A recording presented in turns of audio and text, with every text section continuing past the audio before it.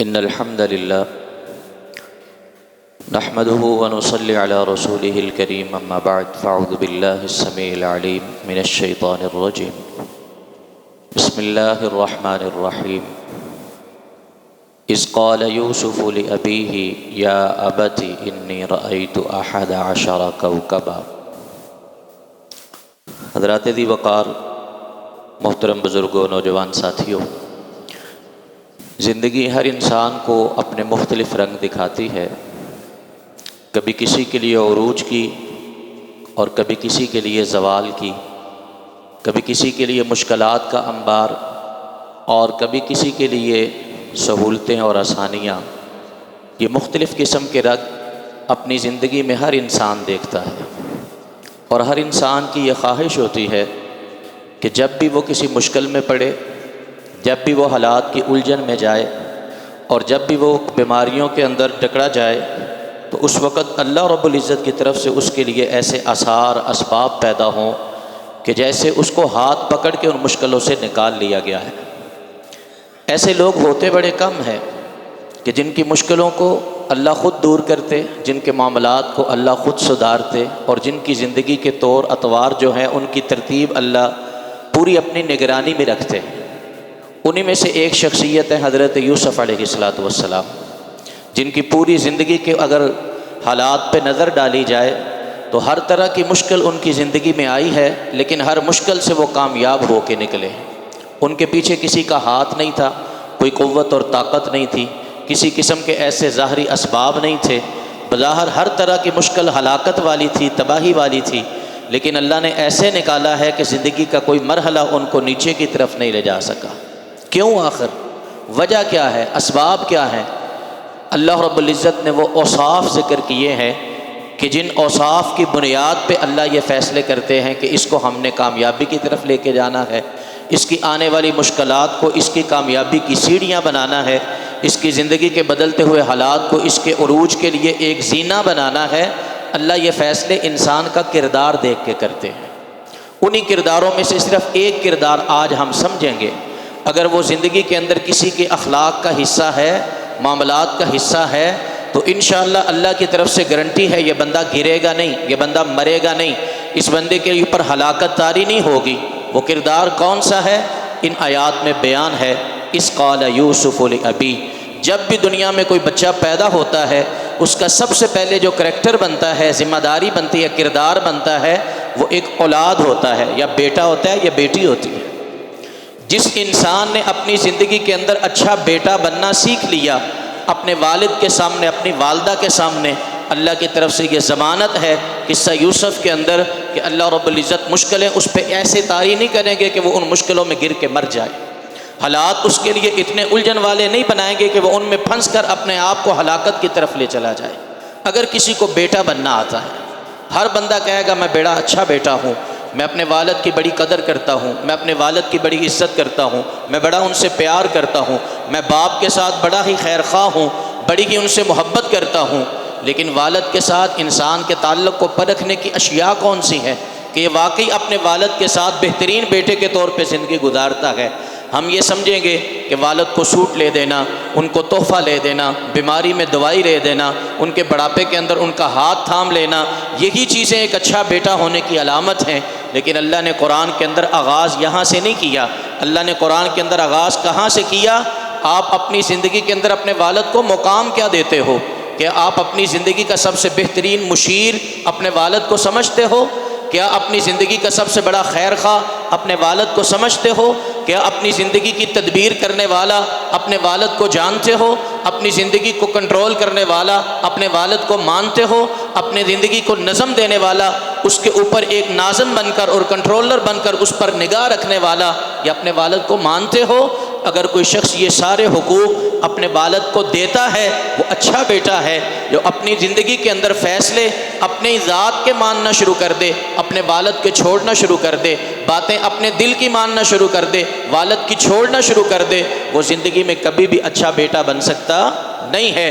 ایک ہی شک ہے ایک ہی رستہ ہے کہ جہاں پہ والد کی بات کو بندہ چھوڑ سکتا ہے۔ وہ کون سا رستہ؟ ان جاہداک علی ان تشرک بی ما لیس لک بہ علم فلا تطعہما وصاحبہما فی الدنیا معروفا۔ اگر والد اللہ کی شریعت کے خلاف کوئی حکم دیں، پیغمبر کے فرمان کے خلاف کوئی حکم دیں تو پھر ان کی اطاعت نہ کرو۔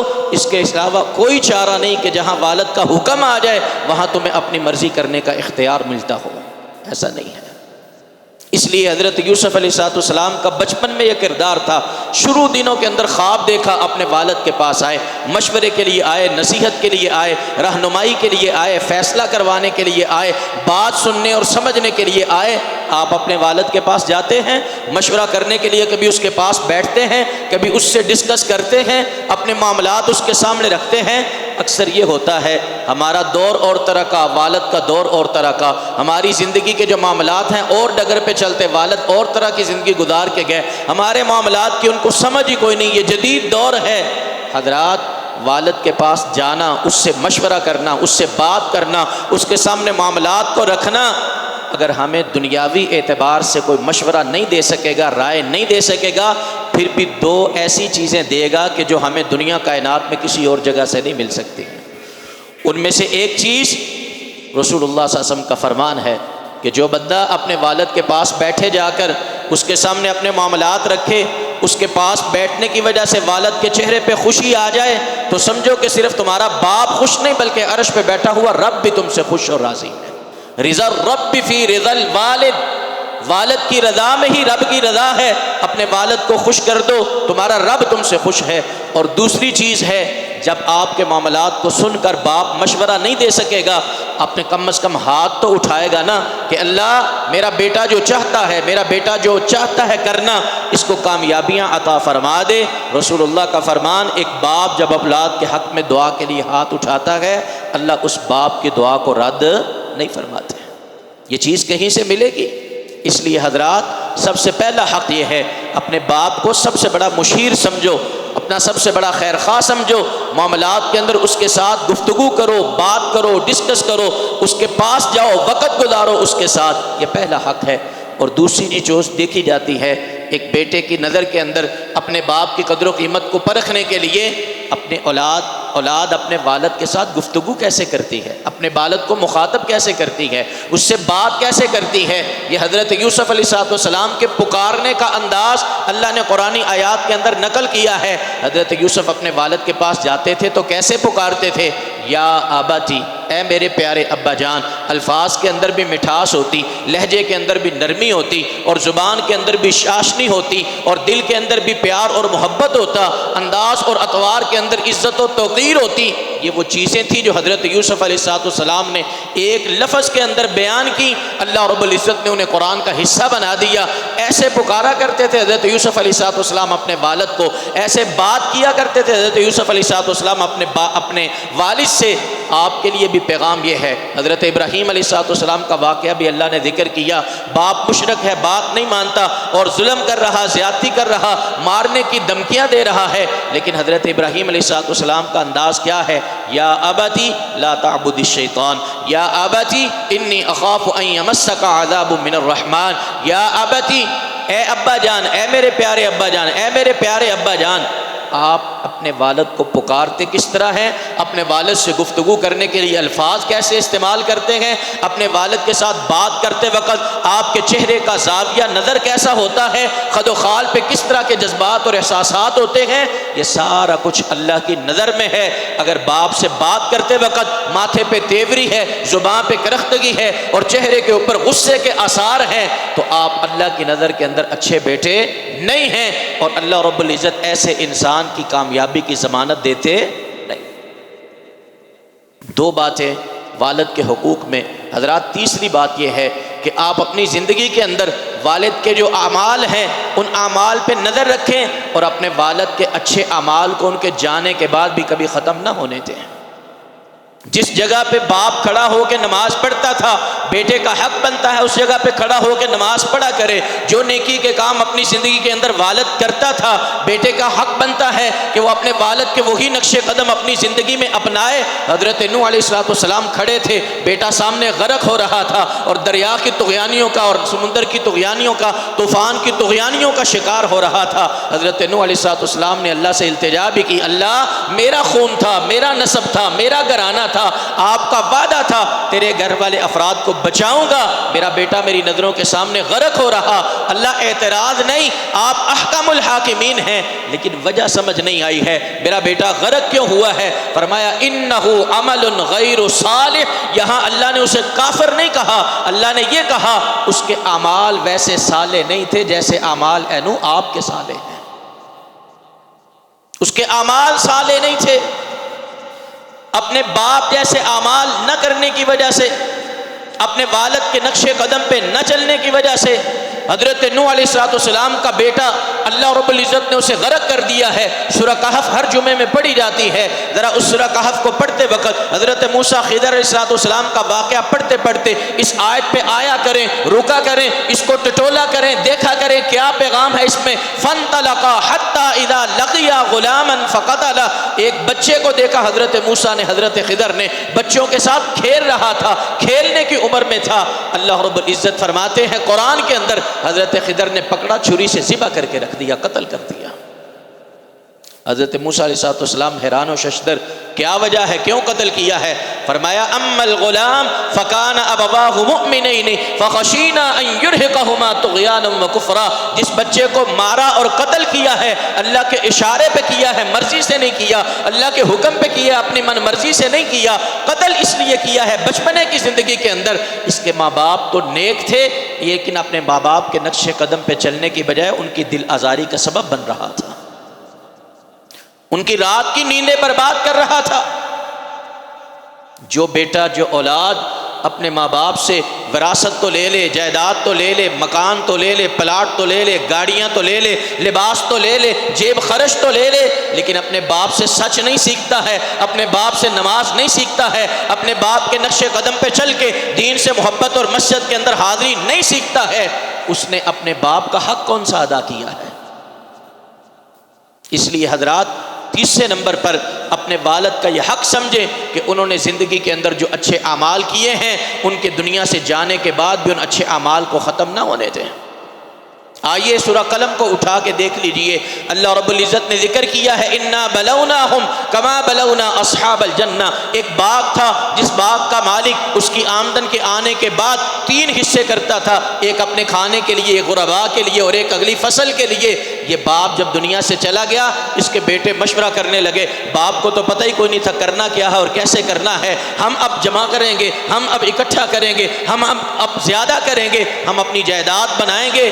باپ غریبوں میں بانٹتا رہا تھا، انہوں نے منصوبے بنائے، باپ کو تو پتہ ہی کوئی نہیں، چلو اپنا سارا باغ کا پھل خاموشی سے اتار کر گھر میں لائیں، منڈی میں جا کے بیچیں، کیا غریبوں کو دینا اور ان کو پتہ بھی نہ چلے. اللہ فرماتے ہیں نکلے تھے یہ منصوبے لے کر، اپنے باپ کے نقش قدم کو انہوں نے چھوڑا تھا. جب اس باغ کی جگہ پہ پہنچے اللہ رب العزت نے ان کے پہنچنے سے پہلے وہ سارے کا سارا باغ ملیا میٹ کر کے رکھ دیا تھا. وہاں چٹیل میدان تھا اور کچھ نہیں تھا. اس لیے حضرات ذی وقار اپنے باپ کے حقوق کو سمجھیں. چوتھے نمبر پر باپ آپ سے گفتگو کر رہا ہے، آپ کا چہرہ دائیں مڑتا ہے، کبھی بائیں مڑتا ہے، باپ جو کہہ رہا ہے ذہن میں نہیں ڈالتے، دل میں نہیں اتارتے. اللہ رب العزت نے سورہ لقمان کے اندر ایک پورا رکوع جو ہے اس کی آیات جو ہیں 5 سے 6 آیات وہ اللہ نے نازل فرمائی ہیں، اور وہ آیات حضرت لقمان کی اپنے بیٹے کو کی جانے والی وصیتیں اور نصیحتیں ہیں. اذ قال لقمان لابنه وهو يعظه يا بني لا تشرك بالله يا بني انها ان تك مثقال حبة من خردل يا بني اقم الصلاة لا تصعر خدك للناس. یہ الفاظ حضرت لقمان کے ہیں جو اپنے بیٹے کو وہ نصیحت کرتے ہوئے بول رہے تھے. اللہ رب العزت نے انہی الفاظ کو قرآنی آیات کا حصہ بنا کے پیغام کیا دیا ہے، باپ گفتگو کرنے لگے با ادب ہو جاؤ، احترام کے ساتھ، عزت کے ساتھ، توقیر کے ساتھ اس کی نصیحتوں کو سنو. جیسے قرآن پاک کی آیات کو ادب کے ساتھ پڑھتے ہو اسی طرح باپ کے الفاظ کو ادب کے ساتھ سنا کرو. باپ کی گفتگو ادب کے ساتھ سنا کرو، اور اگر یہ طریقہ اور یہ ڈگر اپنا لو گے، انداز دیکھیے زندگی کے اندر بسا اوقات باپ کو بھی تو غلطی لگ جاتی ہے، کوئی فیصلہ ایسا ہو جاتا ہے، اکثر یہ ذہن میں آتا ہے ابا جان کہتے تو ہیں لیکن اگر یہ بات مانیں گے تو نقصان ہو جائے گا، یہ نقصان ہو جائے گا، اس میں بات مان کے فائدہ کوئی نہیں ہوگا، یہ واضح طور پہ نظر آتا ہے۔ اللہ رب العزت نے حضرت اسماعیل علیہ السلام کا قصہ قرآن پاک میں ذکر کر کے پیغام کیا دیا ہے۔ حضرت اسماعیل کے سامنے والد کھڑے تھے اور کہہ رہے تھے میں نے خواب دیکھا ہے تیری گردن پہ چھری چلا کے ذبح کر رہا ہوں۔ حضرت اسماعیل علیہ السلام نے کہا یا ابت افعل ما تؤمر، ابا جان جو آپ کو کہا گیا ہے آپ کر گزریے، میں آپ کے حکم سے ادھر ادھر نہیں پھروں گا، مجھے آپ صبر کرنے والا اطاعت کرنے والا پائیں گے۔ باپ نے نیچے لٹایا ہے، وقت کا نبی اور پیغمبر ہے، خلیل اللہ ہے، بیٹا نیچے لٹا ہے، ہاتھ میں چھری پکڑی ہے، چلانا چاہتے ہیں، گردن کاٹنا چاہتے ہیں، وہ کٹوانا چاہتا ہے، لیکن اللہ کے حکم کے ساتھ چھری کاٹنے کا کام کر نہیں رہی ہے۔ باپ کی اطاعت میں بظاہر نقصان بھی نظر آتا ہو، بندہ باپ کا حق سمجھ کر اس کی اطاعت کر لے، اللہ زندگی کے اندر اس کے نقصان کو ہونے نہیں دیں گے۔ اطاعت تو کر کے دکھاؤ، باپ کی فرما برداری تو کر کے دکھاؤ۔ یہ قصہ اسماعیل سبق کیا دیتا ہے؟ صرف اس خدشے کے تحت، اس سوچ کے تحت کہ ابا جان کا مشورہ ہوگا اپنی جگہ، فائدہ کوئی نظر نہیں آتا ہے، حالات اور طرح کے ہیں، انداز اور طرح کا ہے، وہاں چھری اور گلا ہر چیز کاٹنے اور کٹنے کے لیے موجود اور تیار، نیت اور ارادہ موجود، لیکن اللہ رب العزت نے کٹنے دیا نہیں۔ یہ اپنا کردار اولاد ہونے کا، اور یہ سب سے پہلا کردار ہے جو حضرت یوسف علیہ السلام کی زندگی کا اللہ نے پیش کیا ہے۔ انہوں نے کس طرح اپنے آپ کو اچھا بیٹا ثابت کیا، ایک باپ کے ساتھ اپنے تعلق کو بہترین طریقے کے ساتھ پیش کیا۔ آپ بھی زندگی کے اندر اپنا یہ پہلا کردار اچھا بنا لیں، اللہ کی طرف سے ضمانت لے لیں، اللہ آپ کو کسی بھی مشکل میں گرنے نہیں دیں گے، کسی بھی الجھن میں ہارنے نہیں دیں گے، اور کسی بھی زندگی کی بڑی سے بڑی جو ہے کٹھن اور مصیبت والی جگہ پہ بھی اللہ آپ کو کبھی بھی گرنے اور مرنے نہیں دیں گے۔ اللہ مجھے اور آپ کو عمل کی توفیق عطا فرمائے۔ اقول قولی ھذا استغفر اللہ لی ولکم ولسائر المؤمنین۔